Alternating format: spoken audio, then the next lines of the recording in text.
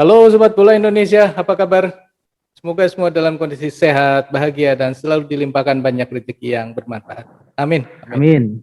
Terima kasih buat Sobat yang sudah subscribe dan memberikan komentar positif. Itu membuat kami lebih bersemangat untuk memperbaiki lagi channel ini. Terima kasih, terima kasih, terima kasih. Kali ini kita akan bicara tentang turnamen tulung di mana Indonesia akan berhadapan dengan Venezuela di laga pertamanya nanti.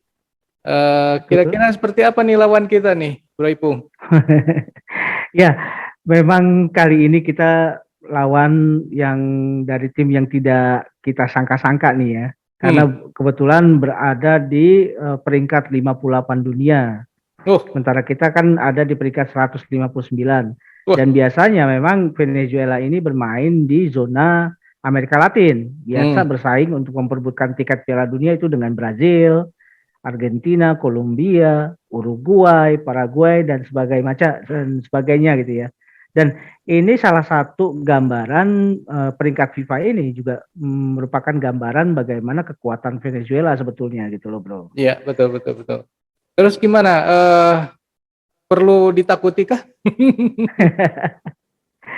Memang gini, berita yang kita terima ternyata kan tim yang dibawa oleh Venezuela untuk ke Tulung ini itu berisi pemain-pemain abroad ya, yang kebetulan bermain di liga-liga level topnya Eropa gitu loh.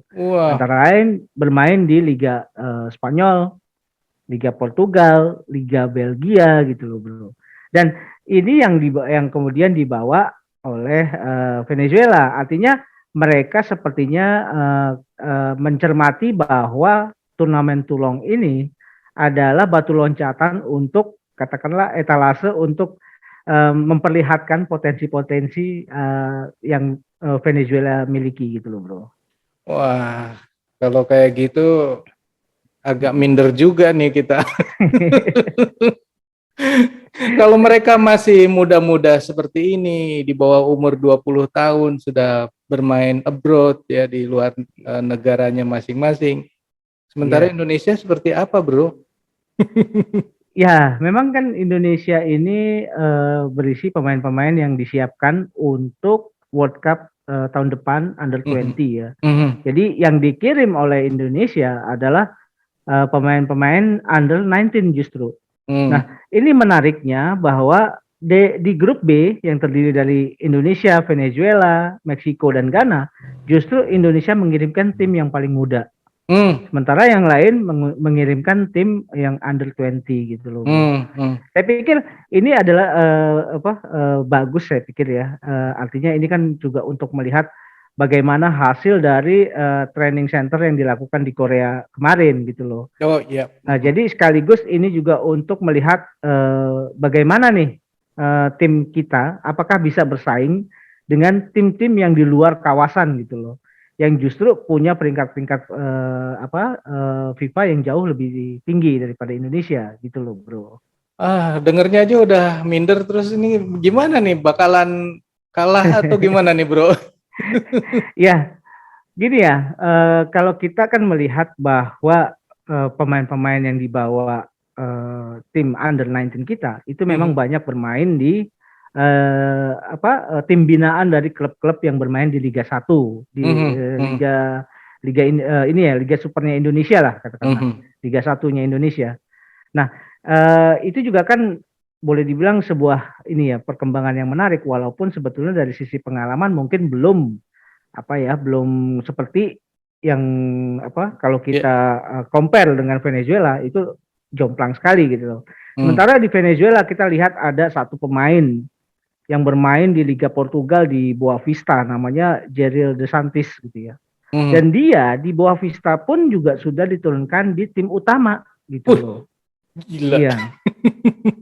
Dan posisinya itu adalah sebagai striker, di mana dia mulai bermain sebagai di tim utama itu dari sejak Juli tahun 2021 ya.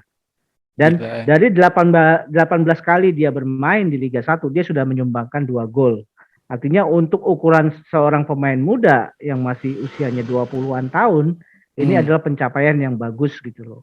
Selain itu, ini. kita juga masih melihat ada satu lagi pemain Portugal yang bermain di wing kanan ya, winger gitu loh, winger kanan. Itu namanya Matias Lacava yang juga bermain di Portugal di Tondela gitu loh. Jadi artinya dan dia juga sudah mulai merambah masuk ke tim senior gitu loh, Bro. Jadi kalau ngelihat perbandingan apple to apple dengan Indonesia memang sepertinya tidak berimbang gitu loh. Ya, Tapi tuh. ya kita ini ya kita sih mensyukuri saja bahwa Indonesia dapat invitasi untuk berlaga di Toulon karena ternyata kan untuk mendapatkan invitasi itu bukan perkara mudah gitu loh, Bro. Bro, Indonesia sendiri siapa yang bisa dijagokan di laga ini, Bro? Pemainnya Ya memang misalnya. gini, mungkin yang paling punya pengalaman internasional di squad Under-19 kita adalah Ronaldo Kuateh ya. Karena dia sudah terjun di SEA Games dan kemudian juga sudah bisa menyumbangkan gol. Itu artinya dia paling tidak lebih punya kepercayaan diri dibanding teman-temannya. Tapi kita juga masih melihat bahwa ada sosok pemain yang jebolan dari Garuda Select yang talentnya itu ditemukan oleh Dennis Wise, salah satu CEO Como ya, Itali. Nah, dan menjadi pelatih kepala Garuda Select. Dia dulu posisinya sebagai stopper di belakang. Tapi kemudian karena Dennis Wise melihat ada sesuatu dari Hoki Caraka dan dia kemudian ditempatkan sebagai striker. Dan bagusnya pada saat dia bermain melawan under 18-nya Arsenal di Inggris, dia mampu menciptakan hat-trick gitu loh, Bro. Gila nih. Jadi ini kita ngelawan Indonesia akan strikernya melawan dengan strikernya Venezuela juga yang jagoannya. Iya. Wah, ini menarik nih. Cuman pemain belakangnya kita gimana nih, Bro? Kalau misalnya strikernya Venezuela ini canggih begitu, pemain belakang kita gimana nih? Ya memang gini, yang paling penting dalam sebuah tim ya, itu kan adalah organisasi pertandingan sebetulnya. Kita tidak melihat pada skill individu-individu. Percuma saja kalau kita skill individunya bagus tapi bermain sendirian gitu loh. Nah, paling tidak untuk mencegah katakanlah gawang Indonesia bisa dipenetrasi kemudian dieksploitasi oleh penyerang-penyerang dari Venezuela. Ini artinya organisasi pertahanan memang harus lebih terkonsentrasi, yang dibantu juga dari barisan tengah dengan gelandang-gelandang bertahan gitu loh. Mungkin saja bisa Radonjic kemudian ini ya meracik gaya permainan, mengadopsi gaya permainan dari Sintayong yang sukses dengan permainan ini ya serangan balik cepat gitu loh. Dan kita kan saya juga kan boleh dibilang masih samar-samar dengan peta kekuatan dari Venezuela maupun peta kekuatan dari tim Under-19 Indonesia. Jadi paling yang kita bisa harapkan bahwa tidak nervous, tidak demam panggung, dan ini aja tetap aja bermain dalam sebuah unit ya, dalam sebuah kesatuan organisasi permainan yang solid gitu aja loh, Bro. Kansnya nih, Bro, kalau kansnya seperti itu, jangan sampai banyak gol ke gawang kita nih. Gimana kansnya, Bro? Kalau kita bicarakan sebagai warga negara Indonesia, saya juga berharap bahwa tim anak muda ini bisa mengimbangi lah paling tidak ya, mengimbangi kekuatan dari Venezuela. Walaupun secara apple to apple, secara personil ya, antar personil perbandingannya itu tidak berimbang, tapi kita masih bisa berharap bahwa Indonesia lebih punya organisasi permainan yang lebih teratur dan lebih sistematis. Itu aja sih sebetulnya. Dan kita berharap bahwa ada momen-momen di mana pemain-pemain Indonesia bisa menunjukkan potensinya, bisa menunjukkan jati dirinya gitu loh, Bro. Karena turnamen Toulon ini biasanya diminati oleh para agen-agen pemain ya. Karena kebetulan Egy aja bisa bermain di Legia Gedang, Witan juga bisa bermain di Legia Gedang. Itu asalnya dari turnamen Toulon ini gitu loh.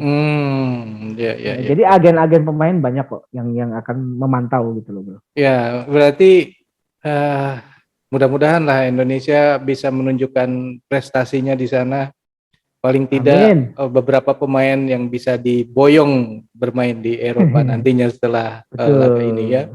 Oke. Betul, Bro. Bro, apa harapannya dari laga ini, Bro? Mungkin kalau disebut untuk menang kayaknya agak susah gitu ya. Walaupun kita berharap gitu. Tapi apa yang lain? Iya, saya sih berharap bahwa permainan Indonesia itu bisa bermain secara organisasi yang sistematis, yang terstruktur gitu loh, untuk mengimbangi kapasitas permainan Venezuela yang unggul per individunya gitu loh. Jadi ini harus dilawan dengan permainan yang terstruktur, permainan yang bersinergi antar lini. Jadi itu adalah cara untuk meredam permainan Venezuela nanti, atau permainan dari tim-tim yang secara kualitas memang lebih baik daripada Indonesia gitu loh, Bro. Bro, kita bisa nonton di sini, Bro? Bisa. Bisa ya? Bisa. Karena akan disiarkan tanggal 30 Mei itu jam 6 kalau nggak salah, 6 sore di sebuah stasiun televisi swasta. Iya. Oke, Sobat Bola, itulah obrolan kita mengenai apa yang akan terjadi nanti di laga Indonesia melawan Venezuela di turnamen Toulon. Menurut Sobat sendiri gimana nih? Apa yang harus dilakukan para pemain supaya bisa canggih nanti mainnya? Tuliskan di kolom komentar ya. Oke, itulah obrolan kita kali ini. Kita lanjutkan di video yang akan datang. Sementara segitu dulu. Bye semuanya. Oke, terima kasih, Bro. Yuk, Bro. Terima kasih, Bro.